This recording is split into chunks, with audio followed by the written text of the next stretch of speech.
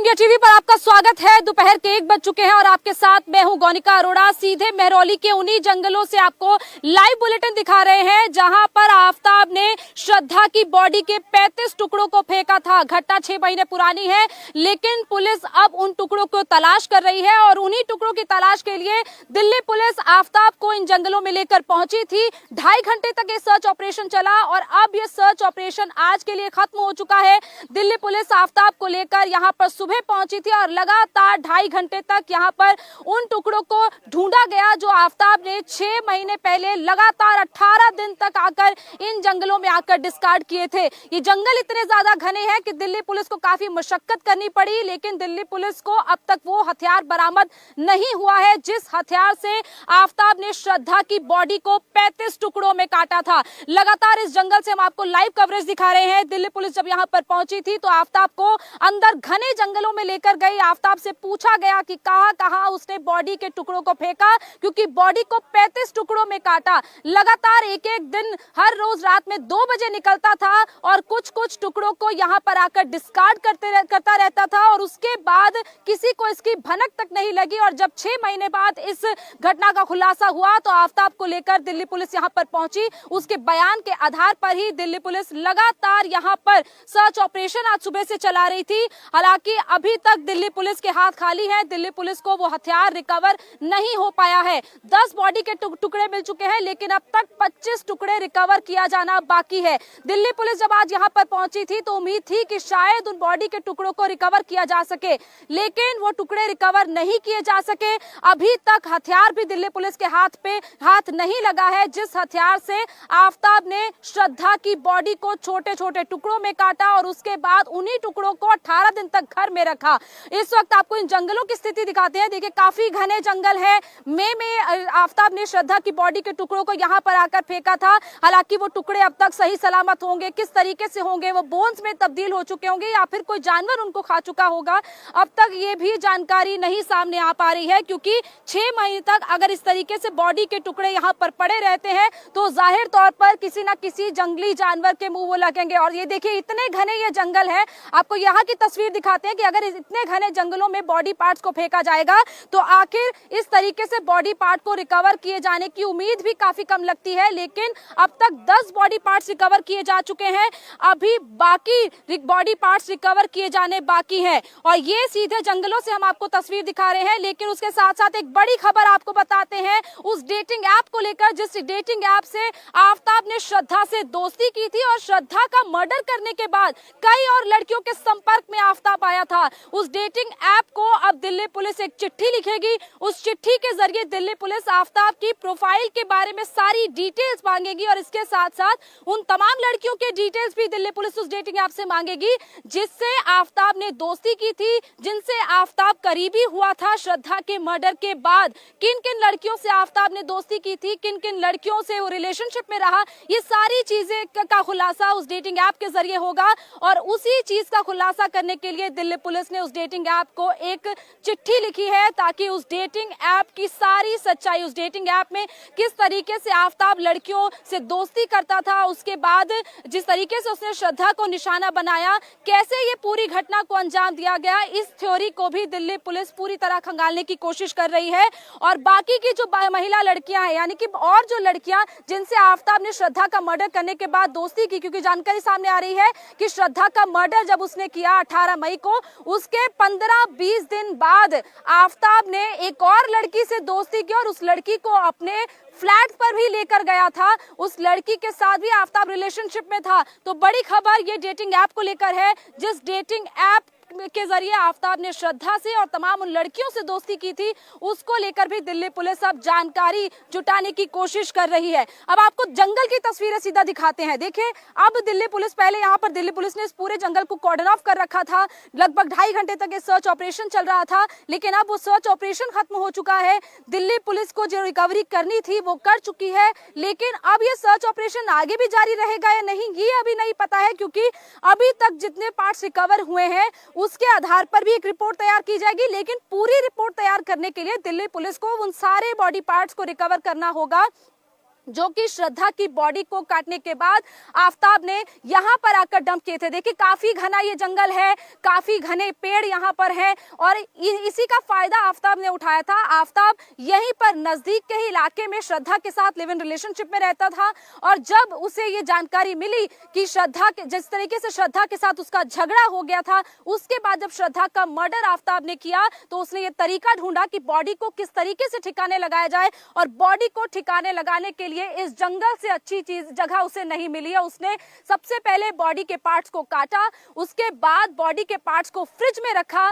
Fridge में रखने के बाद रात में जब 2 बजे निकलता था तो अपने बैकपैक में उन बॉडी के पार्ट्स को रखता था और उसके बाद एक एक करके इन बॉडी के पार्ट्स को इन्हीं जंगलों में आकर आफताब फेंकता था और उन्हीं बॉडी पार्ट्स को रिकवर करने के लिए दिल्ली पुलिस यहाँ पर पहुंच रही है। और दिल्ली पुलिस को इसीलिए मुशक्कत करनी पड़ रही है क्योंकि काफी ज्यादा ये घना जंगल है। कहां पर ये बॉडी पार्ट्स रखे होंगे, कहां पर इन बॉडी पार्ट्स को डिस्कार्ड किया होगा और क्या वो बॉडी पार्ट्स अब तक रिकवर हो भी पाएंगे या नहीं, क्योंकि तमाम जंगली जानवरों के मुंह भी वो बॉडी पार्ट्स लगे हो सकते हैं।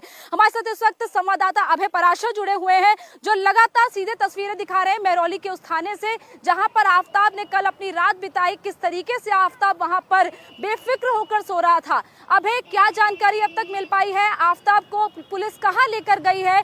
क्या आफताब को अब सीधे महरौली थाने लाया जाएगा या फिर उसके फ्लैट या किसी और जगह पर लेकर जाया जाएगा? देखिए बिल्कुल गौनिका, उम्मीद यही है कि इस वक्त जहां पर मैं मौजूद हूं महरौली थाने में ही उसे वापस लेकर आया जाएगा, क्योंकि जो पुलिस के सूत्र हैं उनके मुताबिक जो उसका घर था D93 जो कि छतरपुर पहाड़ी में जहां पर उसने इस पूरे हत्याकांड को अंजाम दिया था, वहां पर 2 से 3 बार पहले ही ले जा चुकी है दिल्ली पुलिस की टीम आफताब को और वहां पर उससे पूछताछ कर चुकी है। वहीं से कल ही अगर हम बात करें तो उस फ्रिज को रिकवर किया गया था जिस फ्रिज में उसने श्रद्धा की बॉडी के 35 टुकड़ों को रखा था। और बड़ी बात यह जो पूछताछ में रात भर खुलासा हुआ है गौनिका, हालांकि मेरे पीछे पुलिस स्टेशन है महरौली थाने का, थोड़ी बहुत देर में यहां पर उसे लेकर पहुंच सकती है।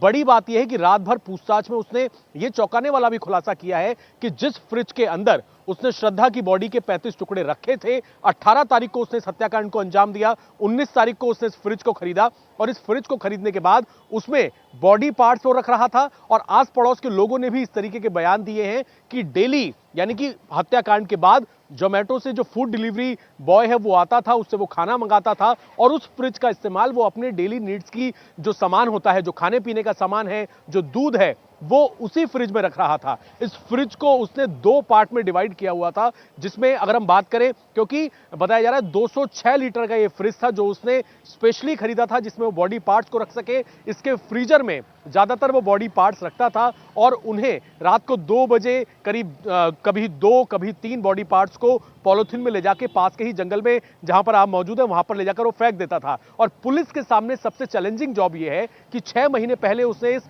बॉडी पार्ट्स को ठिकाने लगाया है। हालांकि उसे बहुत अच्छे से वो इस रूट से वाकिफ है क्योंकि वो 18 दिन तक इस जंगल में गया जहां पर उसने इन बॉडी पार्ट्स को छिपाया, लेकिन 6 महीने पहले इन बॉडी पार्ट्स को उसने वहां पर ठिकाने लगाया तो उन्हें ढूंढने में कड़ी मशक्कत करनी पड़ रही है। खुद भी ये आइडेंटिफाई सही तरीके से नहीं कर पा रहा है। बताया जा रहा है 10 से पार्ट्स कुछ बहुत डिकम्पोज हालत में पुलिस ने बरामद जरूर किए हैं, लेकिन जो फॉरेंसिक टीम है वो अभी और सभी पार्ट्स को इकट्ठा करना चाहती है ताकि आगे का जो लीगल प्रोसेस है, चाहे हम एक तरह से डीएनए मैच की बात करें या फॉरेंसिक जांच की बात करें, उन सबको सही तरीके से किया जा सके। तो रात की अगर हम बात करें, रात में इसने चौंकाने वाला खुलासा किया है कि उस फ्रिज के अंदर इसने 2 पार्ट कर रखे थे, जिसमें एक में श्रद्धा की बॉडी पार्ट्स और दूसरे में अपने खाने पीने का सामान ये रख रहा था। आराम से वहां पर रह रहा था, बाकायदा पूरे फ्रिज की इसने सफाई की थी और सफाई करने के साथ अगर बात की जाए तो एक नॉर्मल लाइफ ये जी रहा था। फ्लैट के अंदर आराम से इसके कपड़े सूख रहे हैं, आराम से ये रह रहा है। फ्लैट के बाहर जो नए फ्रिज की पैकिंग है वो सारा सामान मिला है। अब 2 चैलेंजिंग जॉब है इसके अंदर। सबसे पहली कि बाकी के सभी बॉडी पार्ट्स को रिकवर किया जा सके ताकि उन्हें फॉरेंसिक लैब में भेजा जा सके पूरी तरीके से साइंटिफिक जांच के लिए। दूसरी अगर हम बात करें पुलिस के लिए जो चैलेंज है, अब तक वो आरी बरामद नहीं हुई है। वो आरी जिस आरी से इसने श्रद्धा के करीब 35 टुकड़े किए वो अब तक बरामद नहीं हुई है। और साथ ही एक और चैलेंज पुलिस के लिए ये सामने आ रहा है कि पता चला है कि डेटिंग ऐप के जरिए कुछ और लड़कियों के संपर्क में था और इस हत्याकांड के 20 से 25 दिन बाद 1-2 और लड़कियों को लेकर ये छतरपुर के उसी फ्लैट में आया था। तो ये कौन लड़कियां हैं, क्या वो सुरक्षित हैं, क्या वो कहां पर हैं, इन चीजों को लेकर उस डेटिंग ऐप को भी दिल्ली पुलिस ने एक लेटर लिख दिया है ताकि इसका पूरा जो प्रोफाइल है, इसकी जो पूरी चैट शुक्रिया है, अभी पूरी जानकारी उनसे के कुछ लिए और आप नजर बनाए रखें और जानकारी के लिए हम आपके पास लौटेंगे। लेकिन अब श्रद्धा के मर्डर को लव जिहाद के एंगल से भी जोड़कर देखा जा रहा है। बीजेपी नेता गिरिराज सिंह का एक बड़ा बयान सामने आया है, जिन्होंने ये कहा है कि हिंदू लड़कियों को टुकड़े टुकड़े किया जा रहा है। गिरिराज सिंह का कहना है कि मुसलमान लव जिहाद का मिशन चला रहे हैं। आइए आपको सुनाते हैं कि गिरिराज सिंह इस पूरे मामले पर और क्या क्या कह रहे हैं। देखिए, देश का दुर्भाग्य है जब दिल्ली के अंदर कोई गैर मुस्लिम, हिंदू हो या कोई और, अगर किसी से प्रेम विवाह करता हो तो उस लड़के को टुकड़े टुकड़े में परिवर्तित कर दिया जाता है। लेकिन नाम बदल के, शोला बदल करके, भेष बदल करके, फुसला बहला करके हिंदू लड़कियों को, जो मुंबई में घटना हुई है, उस मुस्लिम लड़कों ने अपने साथ विधिवत, जैसा उसके परिजन कह रहे हैं कि उन्होंने एक तरह से लिविंग रिलेशन नहीं बल्कि वैवाहिक रिलेशन के रूप में, और जब उसके बाद उसे टुकड़े टुकड़े करके फेंक दिया, ये दुर्भाग्यपूर्ण है। इस देश के अंदर में ये एक लव जिहाद, एक तरह से मिशन चल गया है मुस्लिम का। लव जिहाद, लोगों को ठगना, हिंदू लड़कियों को बहला फुसला करके अपने साथ जोड़ना और जोड़ करके और फिर उसे इस ढंग से या तो छोड़ देना या मौत के घाट उतार देना, ये दुर्भाग्यपूर्ण है। तो गिरिराज सिंह को आपने सुना, जो आरोप लगा रहे हैं कि मुसलमान लव जिहाद का ये मिशन चला रहे हैं और लगातार हिंदू लड़कियों को इस तरीके से निशाना बनाकर उनको टुकड़े टुकड़े किया जा रहा है। अब आपको सीधे दोबारा से उस जंगल की तस्वीर दिखाते हैं कि किस तरीके से इसी घने जंगल में लगातार 2.5 घंटे तक दिल्ली पुलिस ने वो सर्च ऑपरेशन चलाया।